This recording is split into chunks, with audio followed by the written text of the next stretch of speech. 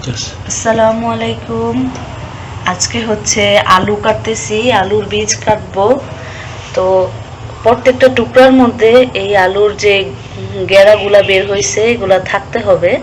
টুকরা ছোট হোক বা বড় সেটা ব্যাপার না, এটা থাকতে হবে। আবার ছাই লাগিয়ে প্রত্যেকটা আলুর মধ্যে লাগাইলে আরো বেশি ভালো, পচে যাওয়ার সম্ভাবনা কম থাকে। এই যে আমি কাটতেছি, এখানে কেটে রাখছি। দেখে দেখে কাটতে হয়, গেরা কেটে গেলে কিন্তু আর গাছ হচ্ছে গজাবে না। এই প্রত্যেকটার মধ্যে একটা করে চোখ আছে, এই যে একটা, এই যে প্রত্যেকটার মধ্যে।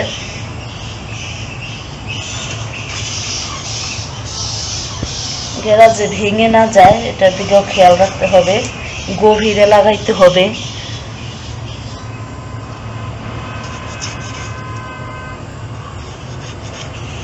কেটে ফেললাম, যে দেখেন প্রত্যেকটার মধ্যে গেরা আছে। আর এটা আমি ভর্তা বানায় খাবো।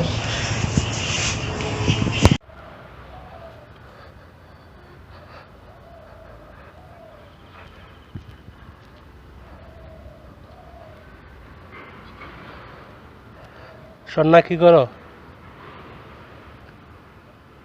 আলু লাগাই। আলু লাগাও? হ্যাঁ। দেখ, আলুর বীজ কেমন হয়েছে? গেরা আছে নি? এই যে আলুর গেরা, আলু লাগাইতেছি। আলু হওয়ার পরে আপনারা আইসেন দাওয়াত খাইতে। আলুর ভর্তা, আলুর ভাজি, আলুর নিরামিষ, আলুর দম সব খাওয়ামু। আচ্ছা, ঠিক আছে। আলু হইলে না হইলে করতে খাওয়াম। 70 টাকা কেজি আলু।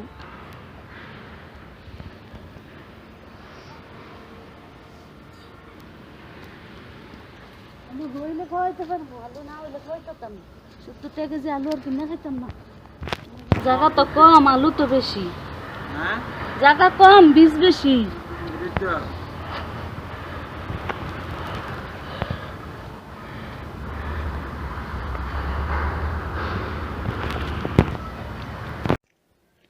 প্রিয় আপু ভাইয়ারা, আমরা হচ্ছে গ্রামের মানুষ, আমরা যেভাবে থাকি কাজ টাজ করি সেভাবেই কিন্তু আপনাদের সাথে ব্লগটা তুলে ধরি। শহরের শৌখিন জীবন আমাদের জন্য না। এই তো সকাল সকাল অনেক হচ্ছে কাজ করছি, নাস্তা বানাইছি, রুটি পরোটা, তারপর হচ্ছে ভাজি রান্না করছিলাম। পেঁপে ভাজি করতে গেলে দেখা যায় যে সময়টা একটু বেশি লাগে, পেঁপে কাটতেও সময় লাগে বেশি, সিদ্ধ করতেও সময় লাগে বেশি। আর এই যে এখন যে জিনিসটা দেখতেছেন, বলেন তো এটা কি?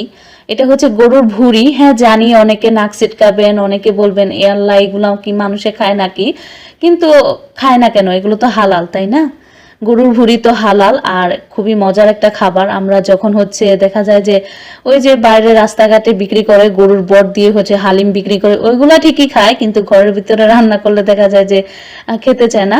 বাহিরে দোকানের মধ্যে কি না কি কিভাবে কি করে রান্না করে সেটা খায়, কিন্তু দেখা যায় যে ঘরে রান্না করলে অনেকেই খেতে চায় না। তো অনেক অনেক দিন পর হচ্ছে আজকে ঘরের মধ্যে ভুঁড়ি আনা হয়েছে। এখানে প্রায় 5 কেজি গরুর ভুঁড়ি ছিল। তো আপনাদের ভাইয়া হচ্ছে আমার সাথে একটু মজা করতেছিল, সেই ভিডিওটাও কিন্তু আপনাদের সাথে শেয়ার করেছি। ও আর আমি দুজনে মিলেই হচ্ছে আলু লাগাইতেছিলাম। তো ভাবছিলাম যে আলু শর্ট পড়ে যাবে, এই জন্য ছোট ছোট করে কাটছিলাম। পরে দেখা গেছে যে না, শর্ট পড়ে নাই, এই জন্য হচ্ছে বেশি করে লাগানো মানে লাগিয়ে দিছে আর কি। তো দোয়া করবেন যাতে আলু হয়। 75 টাকা কেজি আলুর বীজ কিনে এনে হচ্ছে লাগাইছি। গত বছর এই দিনে আলুর কেজি ছিল 45 টাকা। তো আমি হঠাৎ করে মনে পড়লো যে গত বছর যখন 45 টাকা কেজি ছিল তখন বলছিলাম যে 45 টাকা কেজি আলু, আর এই বছর দেখতে দেখতে 75 টাকা হয়ে গেছে। তো কোনো কিছুরই হচ্ছে দাম কমতেছে না, শুধু বাড়তেছে। তো প্রথমেই তো দেখছেন আমি হচ্ছে ছোট ছোট করে কেটে হচ্ছে গরুর ভুঁড়িগুলোকে হচ্ছে ভিতরের যেই ইয়েগুলো থাকে, সেই ময়লাগুলো থাকে ওইগুলো বের করে নিছি। তারপর হচ্ছে সিদ্ধ মানে ভালো করে ধুয়ে নিছি। ভালো করে ধুয়ে নেওয়ার পর কিন্তু সিদ্ধ করে নিছি। সিদ্ধ করে নেওয়ার পর সমস্ত ভুঁড়িগুলোকে হচ্ছে আমি কাঁচি দিয়ে ফেরে তারপর হচ্ছে ভিতরের ময়লাগুলো বটি দিয়ে হচ্ছে আসলিয়ে আসলিয়ে পরিষ্কার করে নিছি। আর এখন হচ্ছে গরুর ভুঁড়িটা রান্না করব। তো প্রথমে কিন্তু ওই যে আসলিয়ে দেখলেন বটির মধ্যে হচ্ছে পরিষ্কার করে নিছি, তারপর কিন্তু আরো 5-6 বার ভালো করে ধুয়ে পরিষ্কার করে নিছি। আর তারপর কিন্তু একটু হলুদের গুঁড়া আর সামান্য একটু লবণ দিয়ে সবগুলা ভুঁড়ি সিদ্ধ করে নিছি। তারপর হচ্ছে সেখান থেকে আজকে অল্প কিছু পরিমাণে রান্না করব। 5 কেজি গরুর ভুঁড়ি তো আর সব একসাথে রান্না করব না, আর এতগুলা খাওয়াও যাবে না। তো এই তো আমি হচ্ছে পেঁয়াজ কুচি দিয়ে দিছি, এখানে হচ্ছে 3টা মাঝারি সাইজের পেঁয়াজ কুচি তেলের মধ্যে হচ্ছে ভেজে নিলাম। তারপর হচ্ছে গোটা গরম মশলা, তেজপাতা, এলাচ, দারুচিনি, এগুলো হচ্ছে ভালো করে তেলের মধ্যে হচ্ছে ভেজে যখন খুব সুন্দর একটা ঘ্রাণ চলে আসছে, এই মুহূর্তে হচ্ছে আমি হচ্ছে একটু বেশি করে আদা রসুনের বাটা দিছি, যেহেতু ভুঁড়ি তো একটু বেশি করে দিলে হচ্ছে ঘ্রাণটা মানে ভুঁড়ির আর কোনো ব্যাড স্মেল আসবে না। তো এই তো সমস্ত মশলা দিয়ে হচ্ছে আদা রসুন বাটাটাকে হচ্ছে অনেকক্ষণ ধরে একটু ভেজে নিছি তেলের সাথে। আদা রসুন বাটাটা খুব ভালো করে কষিয়ে নিছি। তারপরে তো পরিমাণ মতো লবণ, হলুদের গুঁড়া, শুকনা মরিচের গুঁড়া, আমরা যেহেতু একটু ঝালটা বেশি খাই তাই হচ্ছে একটু বেশি করে দিছি। আর আদা রসুনও আজকে হচ্ছে সবসময় গোস্ত রান্না করলে দেখা যায় যে তাজা আদা রসুন বেটে হচ্ছে তরকারিতে দেই।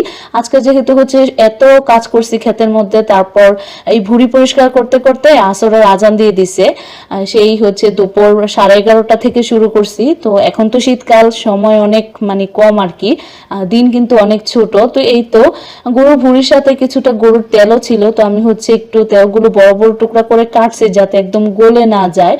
তো আমার বাবা হচ্ছে পছন্দ করে গরুর তেল, ওনার জন্য হচ্ছে দিছি আর কি। তারপর আমরাও খাই না যে সেটা না। এই তো ভালো করে মশলাগুলো কষিয়ে নিয়ে তারপর হচ্ছে গরুর ভুঁড়িগুলো দিয়ে দিচ্ছি, দিয়ে হচ্ছে ভালো করে কষিয়ে নিব। আর গরুর ভুঁড়ি আমার কাছে পেঁয়াজ দিয়ে ভুনা করার চাইতে আলু দিয়ে ভাজা ভাজা করে খেলে বেশি ভালো লাগে। আর গরুর ভুঁড়িটাকে যদি আপনারা হচ্ছে 2-3 দিন ওই যে হলুদ আর লবণ দিয়ে 2 থেকে 3 দিন পর্যন্ত জাল দিয়ে তারপরে রান্না করতে পারেন না, তাহলে আরো বেশি মজা হয়। তো আজকে যেহেতু রান্না বান্না করতে করতে লেট হয়ে গেছে, যেহেতু ক্ষেতের মধ্যেও কাজ ছিল, তারপর আবার গরুর ভুঁড়ি পরিষ্কার করছি, আবার অন্যান্য কাজও করছি, তো দেখা গেছে যে দেরি হয়ে গেছে, তো ভাবলাম যে ভুঁড়ি রান্না করে ফেলি।